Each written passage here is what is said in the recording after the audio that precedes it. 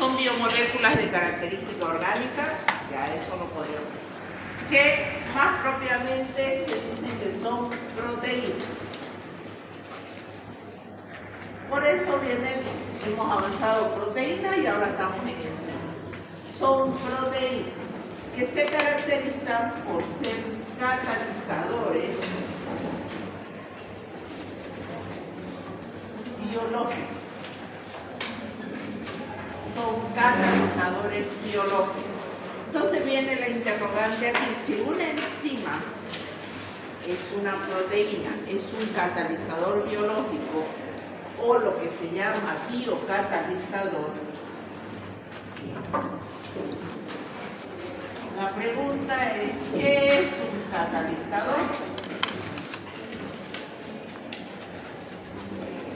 ¿Qué es un catalizador? Si a mí me preguntasen qué es un catalizador es un compuesto químico cualquiera que tiene las características de aumentar la velocidad de una reacción química. No interviene en el proceso en sí, en la reacción en sí, porque entra como enzima y sale como enzima. No tiene ninguna actividad participativa directa sobre la reacción. Es decir, si yo tengo A más B que es catalizada por una enzima para obtener C, la enzima mantiene su estructura. Esta enzima se la puede reutilizar o volver a utilizar en otro tipo de reacción, en una misma reacción química que sea A más B. Entonces, lo que me está diciendo que el catalizador hace posible que una reacción química se produzca más rápido. Si usted, por ejemplo, en este momento me dice que no lo entiendo, ¿cómo puede ser que aumente la velocidad de una reacción química? Hicieron la reacción de Benedict, el poder reductor de los hidratos de carbono. ¿Sí o no? ¿Sí? Unos no y otros sí. ¿No hicieron? Algunos no, bueno. Pase. Para el poder reductor de los hidratos de carbono consiste en que yo en un tubito de ensayo coloco un hidrato de carbono, llámese por ejemplo una glucosa, le agrego reactivo de Benedict. El reactivo de Benedict es de color celeste. No es más que una solución de sulfato de cobre en medio vaso. ¿Está bien? La solución de glucosa es incolor.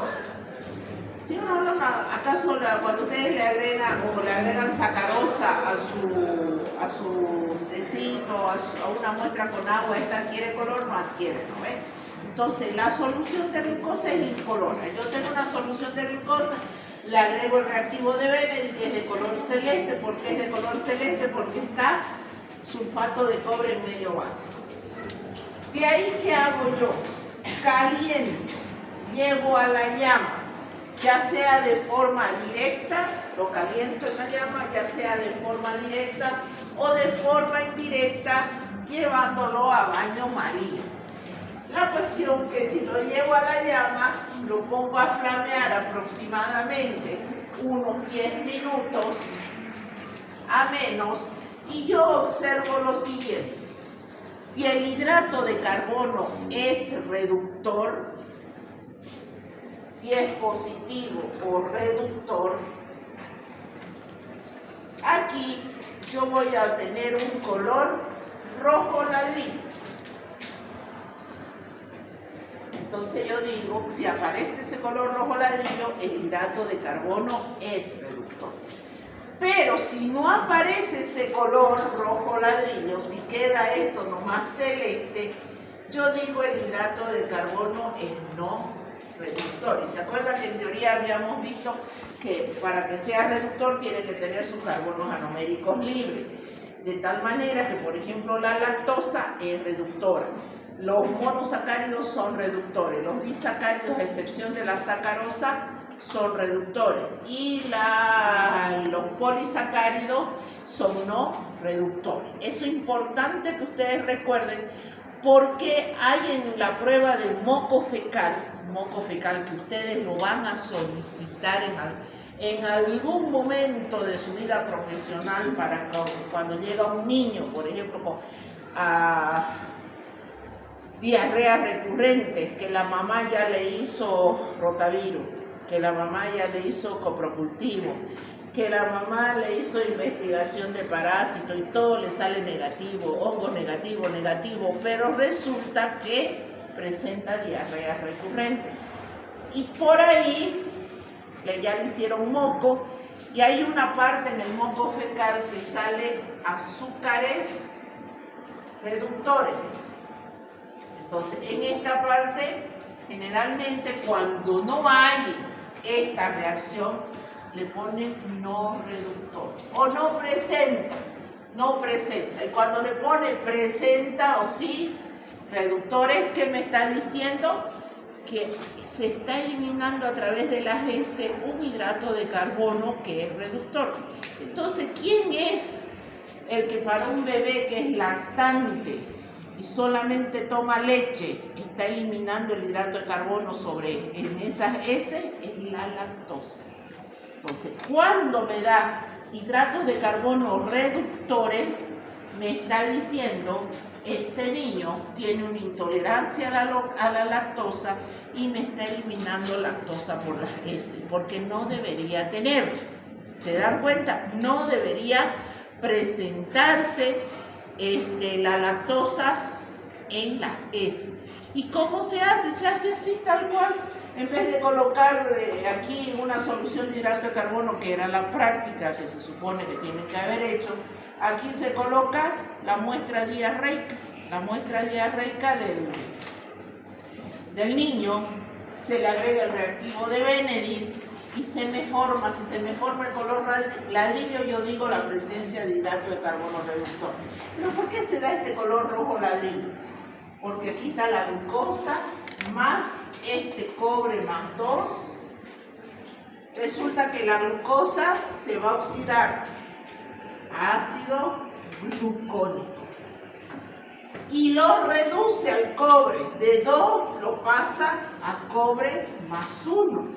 Pero el cobre más 1 es inestable en el medio ambiente, o se agarra con el oxígeno, se combina y me forma el óxido de cobre. El óxido de cobre es de color rojo ladrillo.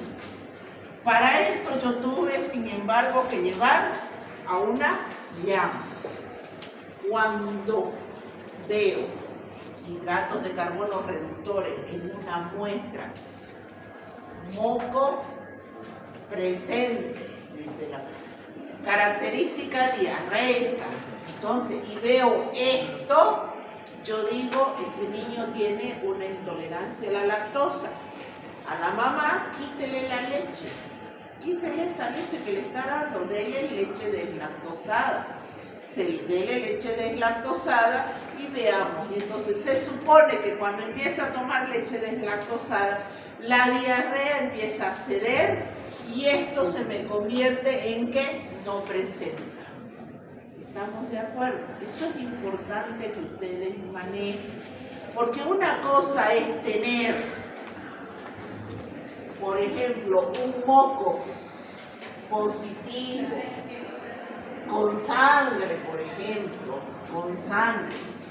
¿Qué tipo de parásito es el que me da moco positivo con sangre? ¿Ah? No, hay uno que es la gestamueva, la histolítica, es la reina de las que me da moco y sangre en las heces. ¿Y qué tipo de bacterias es la que me da moco y sangre en las heces? La Shigella y la Salmonella.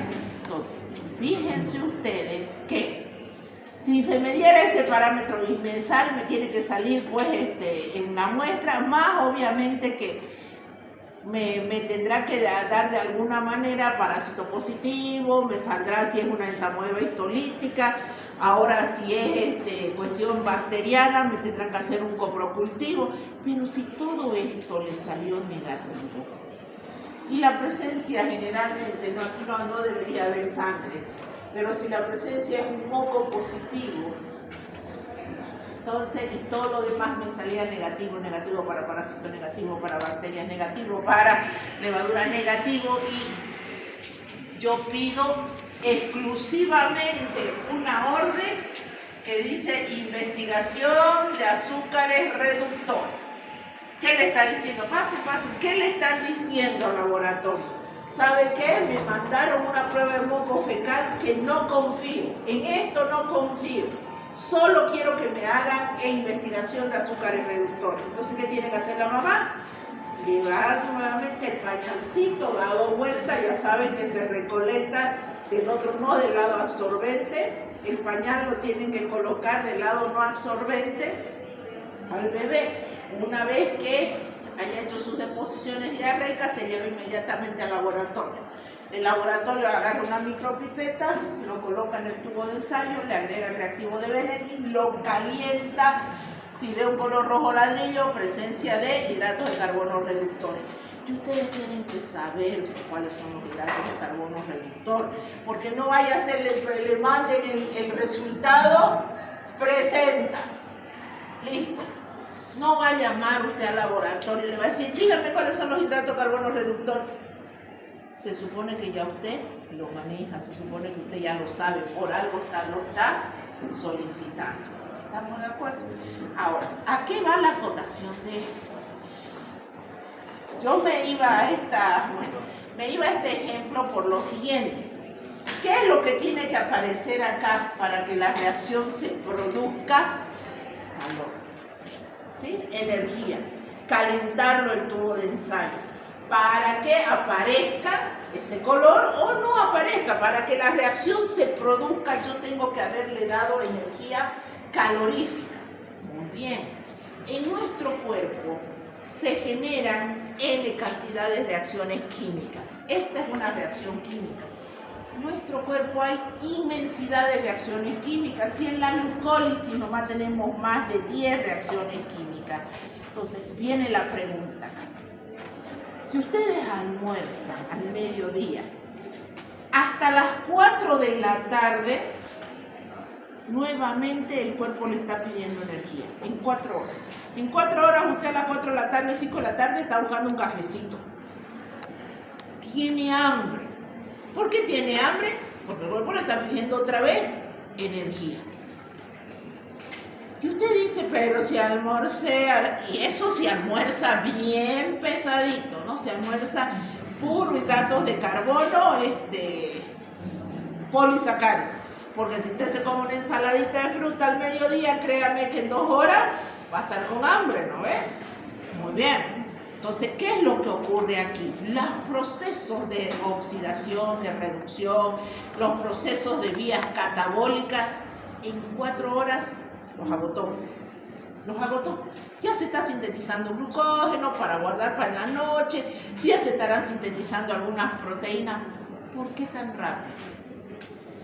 ¿Acaso nosotros le damos energía a nuestro cuerpo, nos sometemos a los rayos del sol, nos sometemos a los rayos de la luna, o nos conectamos en un enchufe para acelerar los procesos? No, ni nos enteramos. No nos enteramos. Entonces, ¿quiénes hacen posible que esas reacciones químicas se produzcan de manera rápida, violenta en nuestro cuerpo? Las enzimas. Si yo esta reacción de aquí no la llevara a calentar, por ejemplo, no le diera energía, tardaría todo un día. Debería haberle echado la muestrita de heces fecales, colocarle el reactivo de Benedict, dejarlo en una gradilla y decirle a la señora, a la mamá, ¿sabe qué? Vuelva de aquí en más o menos unas 48 horas le vamos a entregar sus resultados. Lo que tardaría en producirse este color rojo ladrillo si fuera positivo. Sin embargo, al llevarlo a la llama, flamearlo 10 minutitos, sale el color rojo ladrillo. ¿Qué es lo que pasó? ¿Qué es lo que ocurrió? Eso lo vamos a entender desde el punto de vista también qué hacen las enzimas. Por ejemplo, yo tengo acá, a este le voy a llamar A y a este le voy a llamar B. A y B. El color rojo ladrillo, que es el óxido del cobre, le voy a llamar C. Entonces, este es A, este es B, y cuando yo lo junto, se forma C. Muy bien, lo eché los dos en un tubo de ensayo. Si yo no le diera energía, esto es lo que ocurre, porque las moléculas se mueven, no porque no las veamos nosotros, no se mueven. Empieza a chocar, choca así, se forma así, no. Viene, choca así, nada, choca así, y de repente hay un choque. Listo, se formó un producto, uno, quizás en una hora, hasta que hubo N cantidad de choques no coherentes. ¿Estamos de acuerdo? Entonces, yo pasarán 24 horas hasta que se forme mucho producto y yo lo pueda visualizar el color rojo ladrillo. Sin embargo, cuando yo le doy energía, ¿qué es lo que empieza a hacer? Aumenta. Primero era lento, entonces sucede que más rápido, un choque, otro choque y de repente otro más rápido. Al aumentar la energía, aumenta la energía cinética y la probabilidad de que A y B se encuentren es mayor y se forme C, que eso es lo que ocurre. Muy bien, hasta ahí estamos todo bien. Pero en mi cuerpo, en el suyo, no hay esa característica. No es que nosotros nos sentamos arriba de una hornalla y esperamos que se dé la energía necesaria, aumente la energía de esas moléculas, la energía cinética y se formen los productos. No nos enteramos. ¿Quién hace esa acción? Es la enzima. Ahora viene la pregunta, ¿cómo actúa la enzima? Eso se llama catálisis enzimática. Para cuando a ustedes se les pregunte, ¿qué es la catálisis enzimática?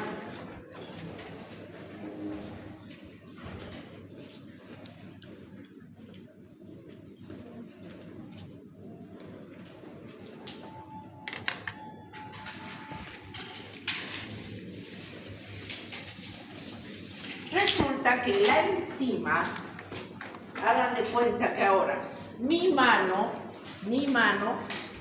es la enzima, es la proteína que actúa como catalizador o biocatalizador. Antes venían chocando así, así, así de repente. Ahora la enzima, que es mi mano, agarra a los sustratos. Ahora esto se va a llamar, y específicamente uno de ellos se va a llamar sustrato, lo va a agarrar de manera precisa, específica, eficaz y lo va a engarzar y va a formar el producto. No van a existir colisiones incoherentes, fallidas, nada. Esta enzima agarra el sustrato, calza un producto, vuelve otra vez, la misma enzima, no otra mano, nada. Agarra otro sustrato, lo engarza, producto. Vuelve la misma enzima, agarra otro sustrato, engancha, producto. Entonces, así aumenta la velocidad de la reacción. No le hace falta a la enzima que se le dé energía, que yo le dé calor, por ejemplo. ¿Por qué? Porque la enzima, que hemos dicho, es una proteína. Las proteínas que sufren desnaturalización. ¿Por efecto de qué? pH, temperatura y compuestos químicos. ¿Y qué es la desnaturalización? ¿Se acuerdan? Era romper la estructura secundaria, terciaria, cuaternaria de las proteínas. Y si se rompe la estructura, ¿qué pasa con la función? Se pierde la función.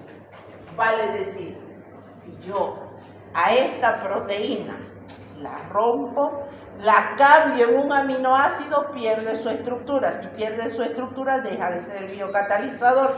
Y si deja de ser biocatalizador, no va a poder acelerar la velocidad de las reacciones químicas. Por eso dice, un biocatalizador aumenta la velocidad de una reacción, la aumenta, y no interviene en el proceso. Es decir, ella entra como enzima y sale nuevamente como enzima. Ni un átomo se cambió en ese proyecto. Pero ahora viene la otra interrogante. ¿Cómo desde el punto de vista energético lo explica la bioquímica el actuar de las enzimas? Y dice así. La enzima se une al sustrato y forma un complejo enzima-sustrato. Este es un complejo enzima-sustrato, donde finalmente yo obtengo el producto más la enzima. Fíjense ustedes, ¿qué es el sustrato? ¿Qué es el sustrato? El sustrato es el compuesto químico sobre quien actúa la enzima. Ahora se le llama sustrato. Así, si yo tengo el almidón y tengo la enzima amilasa, la alfa-amilasa, ¿se acuerdan la alfa-amilasa, la que está en la saliva? Su sustrato de la alfa-amilasa, ¿quién es? El almidón. ¿Cuál va a ser el producto? La glucosa. Vale decir, la enzima que está en la saliva, la alfa-amilasa salival, ¿a qué sustrato ataca? Al almidón. ¿Qué producto obtengo? La glucosa. Si la hidrólisis es parcial, obviamente que obtengo la glucosa. Entonces, la catálisis enzimática tiene esa particularidad de formar este complejo enzima-sustrato. ¿Cuál es el complejo enzima-sustrato? Mi mano unida mi mano que es la enzima unida al sustrato. ¿Qué me menciona la bibliografía? La bibliografía me dice, la unión de estos dos es lábil. Vale decir, no es una unión covalente. Porque ¿qué pasaría si este sustrato se pegara a mi mano? ¿Lo voy a poder soltar después? No. Entonces es una unión lábil, suave, que apenas es como si, dice que es como si existiera un imán. ¿Has visto cuando hay esa interacción entre dos imanes? Usted siente que hay una atracción, más o menos así. Viene, lo engancha y tenemos un producto. Ahora, ¿cómo lo explica desde el nivel energético? Me dice que ese complejo enzima-sustrato baja lo que se llama la energía de activación. Traduzcámoslo en una gráfica, que la vamos a ver, la gráfica.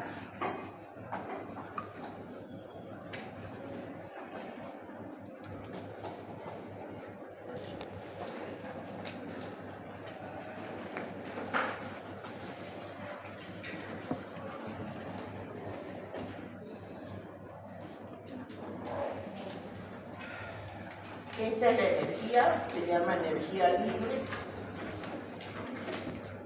¿Ok? Esto es el curso de la reacción. Supongamos que sea sin enzima, una reacción sin enzima. Lo que habíamos dicho. Van a partir de acá, este es A más B. Y este es mi producto. Mi producto C. Esto es sin enzima. Con enzima. Este espacio, la diferencia que existe de aquí hasta allá, se llama energía de activación. O la barrera energética que tengo que vencer para poder formar el producto. Fíjense que aquí el producto está abajo de los reactivos. Me está diciendo que justamente es un producto estable.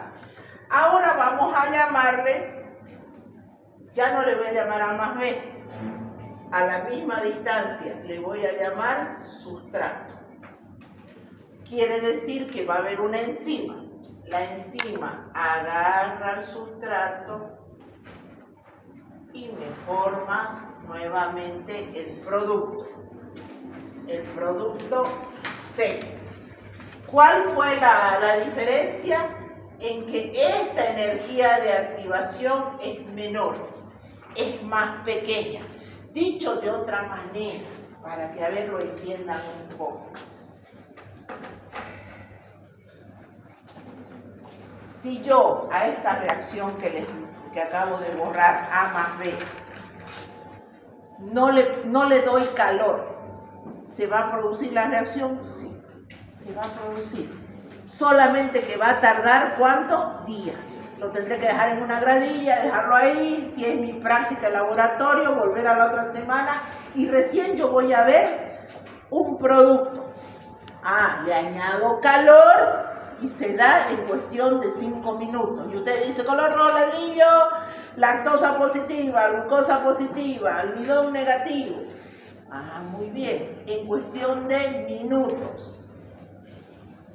Si yo le agregara una enzima, igual sería en cuestión de segundos.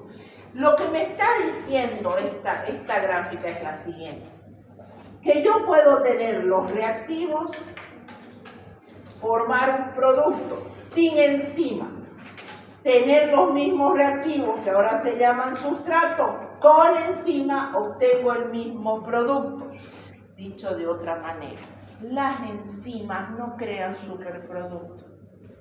No, es que resulta que cuando vino la enzima agarró al sustrato y formó este producto que no se va a acabar nunca. Es un marcador que no se va a acabar nunca.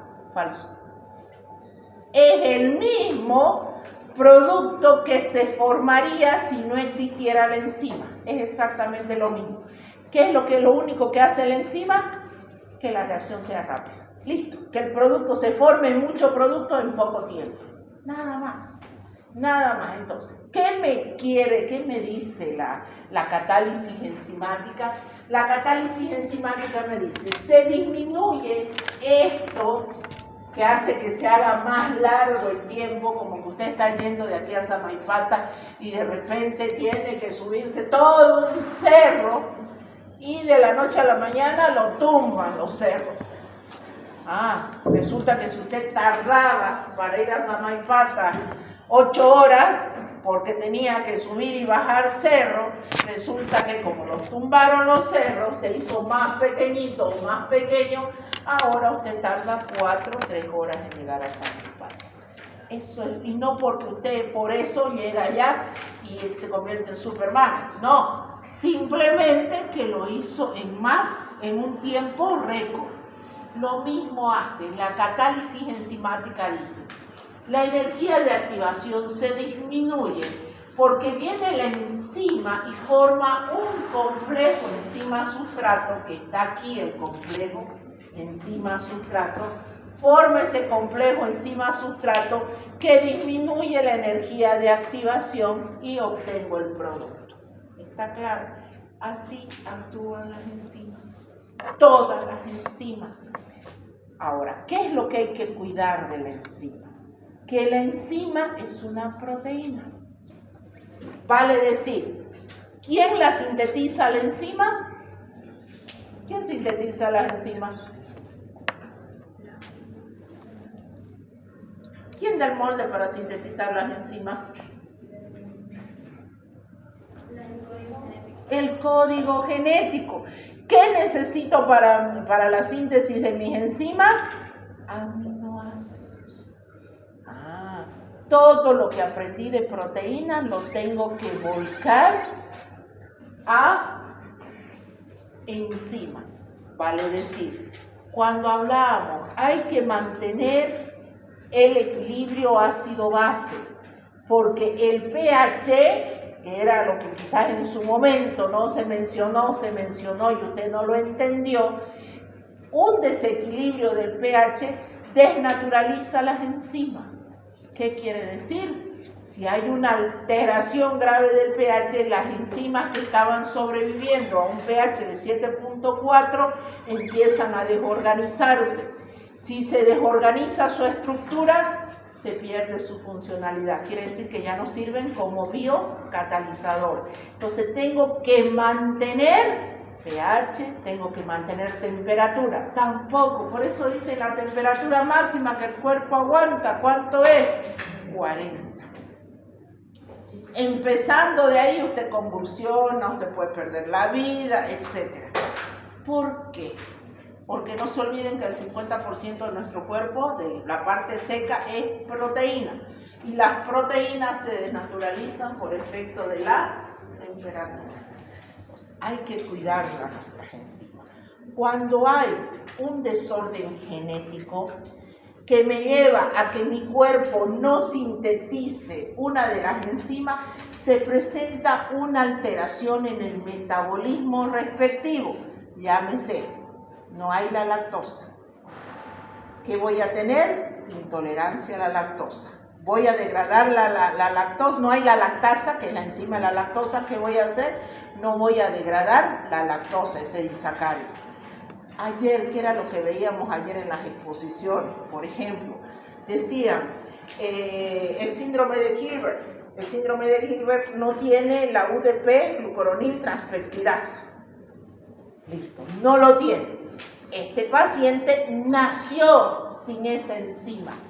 Nació. No es que fue caminando, comió algo, como cuando hablamos de las bacterias, de los parásitos, comió algo, se infectó.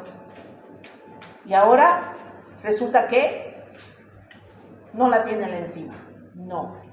Se nace sin la enzima, se nace sin el molde que dice, aquí este cuerpo no va a sintetizar la UDP, glucuronil transpeptidasa, por lo tanto no va a poder combinarla a la bilirrubina. Su hígado no puede combinar a la bilirrubina. ¿Y qué nos queda? Una bilirrubina libre, dando vuelta, en gran cantidad. ¿Por qué en gran cantidad? ¿Acaso podemos evitar que se forme la bilirrubina? No puedo. ¿Producto de qué era la bilirrubina? Del catabolismo del hemo. ¿Acaso mis glóbulos rojos cada 120 días no se rompen? Se rompen. ¿Y por qué se rompen?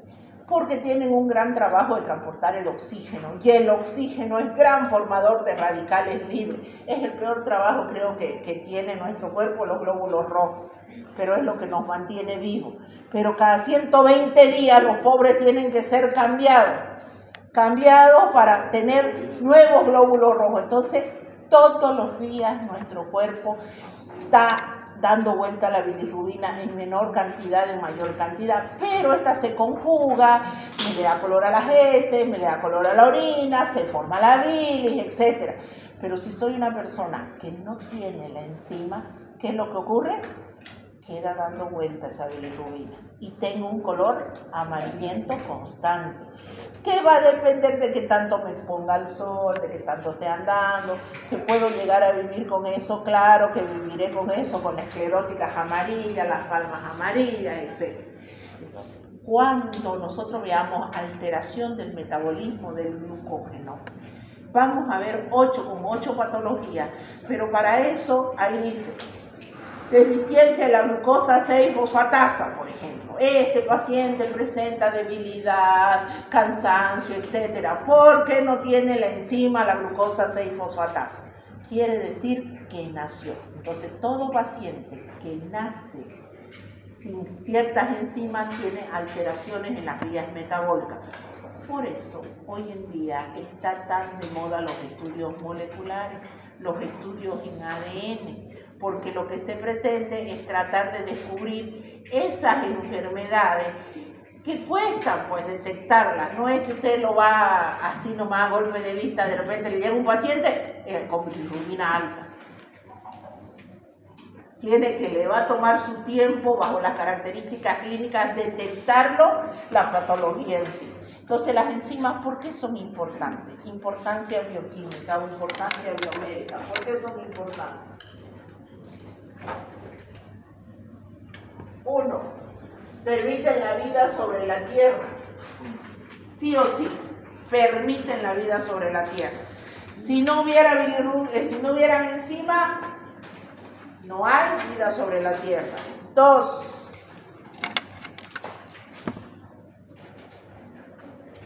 Participan en todas las vías metabólicas, participan en vías metabólicas, llámense vías metabólicas de anabolismo y catabolismo.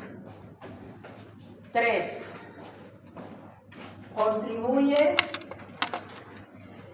¿a qué? Al diagnóstico y tratamiento. Entonces son 3 grandes puntos que ustedes pueden considerar de la importancia de que si usted me dice en este momento, ay, ¿por qué tengo que estudiar enzimas si yo voy a ser médico? ¿Acaso las enzimas no son bioquímicas puras? No, no. Porque usted habla de los seres vivos. Todo ser vivo necesita las enzimas. Las enzimas hacen posible la vida sobre la tierra y su matriz de estudio es el ser vivo. Participan en las diferentes vías metabólicas, anabolismo y catabolismo. ¿De quién? De los seres vivos. Contribuyen al diagnóstico y al tratamiento. ¿Qué es lo que ustedes han estado haciendo con los diferentes perfiles? Perfil cardíaco. ¿Cuáles son las enzimas que contribuyen a medir la actividad de la función cardíaca? Y usted empezaba ahí a exponernos, ¿ves? La GOT, la CPKMB o la creatinquinasa, la creatinquinasa MB, ¿sí o no? Y por ahí se lanzaban y me decían la mioglobina, una enzima, y a mí me venía taquicardia, ¿no ves? La troponina, la enzima, decían también. ¿Qué han hecho en la función hepática? Que era lo que les decía, tienen que saber identificar. Porque el día de mañana les va a tocar a usted en algún momento tener contacto con el personal del laboratorio, solicitar algo para el laboratorio y decir, si usted quiere todo lo de la función hepática, usted pide marcadores, solicito por favor que me hagan marcadores de la función hepática, ya paso por el laboratorio a marcarlo, porque ustedes saben que el laboratorio no procesa nada si no hay una orden. Pero usted quiere que vayan adelantando, por favor, háganme los marcadores bioquímicos de la función hepática y ya paso por el laboratorio. Listo. De seguro que le van a hacer desde la bilirrubina hasta capaz un tiempo de protombina. Pero, y todas sus enzimas. Pero si usted le dice, quiero las enzimas que contribuyen a la función hepática, no le van a hacer por la bilirrubina. ¿Por qué le van a hacer la bilirrubina? ¿Por qué le van a hacer el tiempo de protombina? Y resulta que usted estaba con la idea de que quería la bilirrubina. Entonces, mucho cuidado con esos detalles. ¿Estamos de acuerdo? Muy bien. Las enzimas, y aquí viene el hecho, lo otro paradójico que ustedes también han estado hablando. Si una enzima no puede cambiar su estructura para nada, hay enzimas que se llaman deshidrogenasas. Le dice lactato deshidrogenasa, ¿sí o no? ¿Acaso no era la LDH?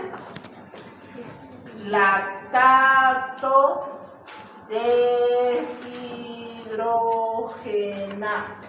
Vamos a ver que las enzimas, muchas de ellas tienen su nombre de acuerdo a la funcionalidad que cumplen, otras tienen su nombre de acuerdo a sobre el sustrato. La enzima lactato deshidrogenasa agarra el lactato, lo convierte en piruvato y hay que quitarle un hidrógeno. ¿A quién? Al lactato, porque se llama lactato deshidrogenasa. ¿Qué le está diciendo la enzima? Esa enzima tiene que quitarle un hidrógeno al lactato. Pero resulta que esta enzima es una proteína que si se le cambia un solo aminoácido, pierde su estructura. Y si pierde su estructura, pierde su función. ¿Cómo lo va a hacer entonces? ¿Cómo le va a quitar? Le va a quitar este hidrógeno al lactato. Este es el sustrato, este es el producto y esta es la enzima. Bien, resulta que la enzima no le puede quitar ni un hidrógeno al sustrato. Pero usted me dice, pero es que la enzima se llama lactato deshidrogenasa.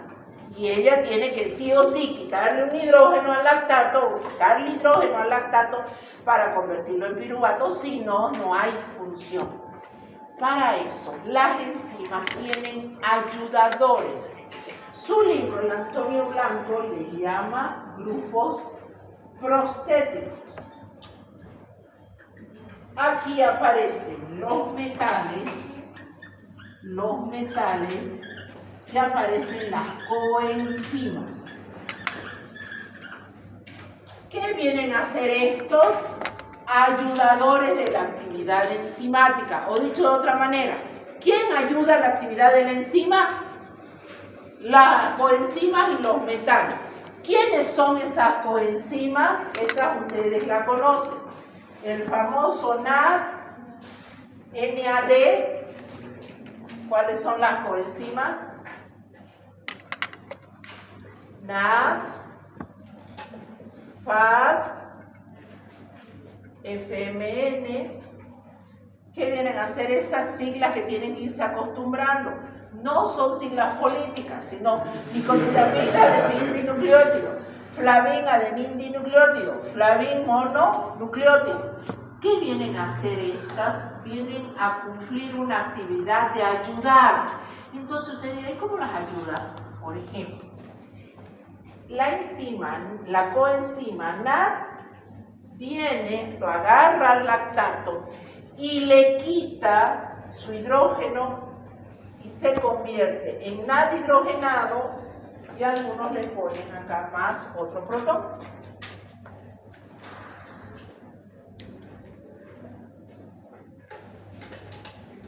Muy bien. Ahí tenemos una reacción catalizada por enzimas, que a veces en los exámenes se les pregunta, ponga los nombres de los compuestos que aparecen en cada uno de ellos, los componentes del sistema enzimático. Vale decir, la reacción, aquí abajo A, aquí abajo B, aquí C, aquí D, y esos son los componentes de... Entonces tiene que poner usted los componentes del sistema enzimático. ¿Por qué? Porque todas las vías metabólicas que vamos a ver para el tercer parcial, todo aparece un montón de cosas así. Cosas que usted no se asuste. Una vez que identifica ya los componentes, dice, pero si todavía ha sido lo mismo. Y sí, todo es lo mismo. Entonces dice, ¿esto qué es? La enzima. ¿Sobre quién actúa la enzima? Sobre un sustrato. ¿Quién es el sustrato en este caso? El lactato, el sustrato. Generalmente, la enzima, el nombre de la enzima, está en relación al sustrato. Amilasa. ¿Quién es su sustrato? Almidón. Lipasa. ¿Quiénes son sus sustratos? Los lípidos. ¿Estamos de acuerdo? Entonces tiene mucha relación. Esto, ¿cómo se va a llamar? Coenzima. Muy bien. ¿Y el piruvato qué va a ser? El producto. Por eso la bibliografía me dice. La enzima en sí se la conoce como holoenzima, que es la parte proteica o la enzima propiamente dicha más la coenzima. O esto se llama también apoenzima. Entonces, a la enzima se la conoce como holoenzima, que es una parte proteica que se llama apoenzima y la coenzima su ayudador. La coenzima se une a la enzima de manera lábil también. En algunas bibliografías dice tiene un cierto enlace covalente. A ver, para que lo entendamos bien. Suponiendo que usted es la enzima, cada uno de ustedes es una enzima, y tienen que ir, se van a juntar en la casa de un compañero a estudiar anatomía. Entonces cada uno va a llevar un libro diferente. Un atlas, el otro libro, el otro los apuntes. La cuestión es que alguien tiene que llevar algo. Usted tiene que venir a la biblioteca y decide llevarse 3 libros de la biblioteca. Está de buena la bibliotecaria y decide prestarle los 3 libros para 24 horas. ¿Qué va a necesitar usted? Una bolsa o su mochila. ¿Por cómo va a llevar los 3 libros? La montonera. ¿Qué necesita? Su mochila. La mochila, ¿qué va a hacer la mochila? Va a ayudar a que usted cumpla una función de transportar los libros. La mochila se la coloca en la espalda, lleva los libros, llega a destino y ¿qué hace? Se quita la mochila. Y usted sigue siendo tal cual. ¿Acaso la mochila forma parte de su estructura, de sus entrañas? No, solamente lo está ayudando. Es más, puede utilizar otra coenzima, otro ayudador. Claro, usted tiene una mochila negra y después dice, no, hoy no voy a ir con la negra, voy a ir con la mochila roja. Entonces, la enzima viene a ser usted. El ayudador, la coenzima. Finalmente, atrapa el hidrógeno y se va como tal. La lactato deshidrogenasa no sufrió ningún cambio. No porque usted se echó una mochila a la espalda, se vuelve más alto, se vuelve más gordo, se vuelve más flaco, no. No cambia nada. ¿Qué es lo único que va a cambiar? Que va a estar más cansado o menos cansado, nada más. Pero su actividad después sigue siendo la misma. Las enzimas, por eso dice, usted y la mochila se va a llamar holoenzima. Apoenzima es usted y la mochila es la coenzima. Finalmente, las reacciones que tienen esta característica, ¿cómo se llama? Reacciones redox. Porque usted me dirá, pero el almidón, hace un momento usted puso una reacción, me puede decir en la cual almidón, sustrato, amilasa, enzima, glucosa, producto. ¿Dónde está la coenzima? No hay. No hay. No hay. Entonces viene aquí la interrogante. ¿Todas las enzimas necesitan coenzimas para cumplir su función? No. ¿Quiénes generalmente son esas? Las que participan en las reacciones redox. ¿Qué quiere decir reacciones redox? De oxidación y de reducción. Esas son las más características. ¿Está bien? ¿Está claro hasta ahí? Bueno, entonces veamos, ahora proyectemos en pizarra para que vean que no es difícil. Saben que en enzimología, yo les comentaba que en enzimología o la enzimología es un estudio de las enzimas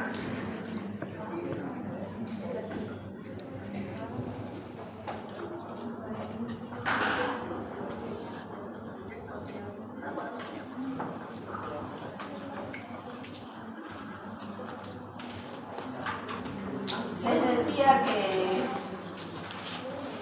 en la carrera de bioquímica ya se da se da una asignatura de enzimología. Una asignatura. ¿Se imaginan 4 meses? 4 meses. Estar estudiando solo enzima. 4 meses. 2 clases por semana. Y aquí estamos tratando de verlo en cuestión de una clase y media.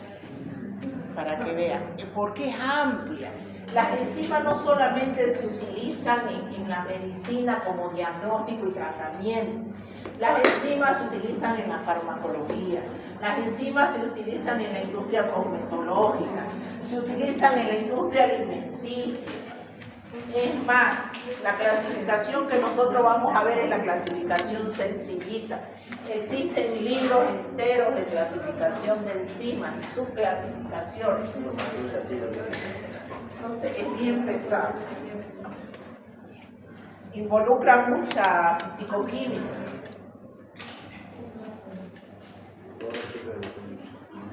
A ver, prendimos.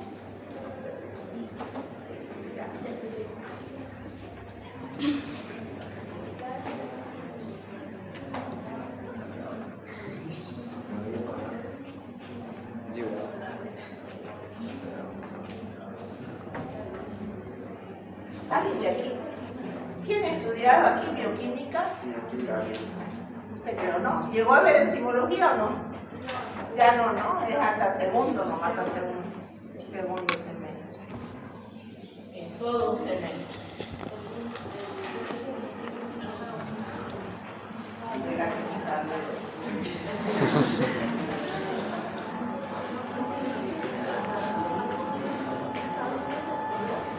Préndelo, pero yo no veo nada. Ah, ya veo.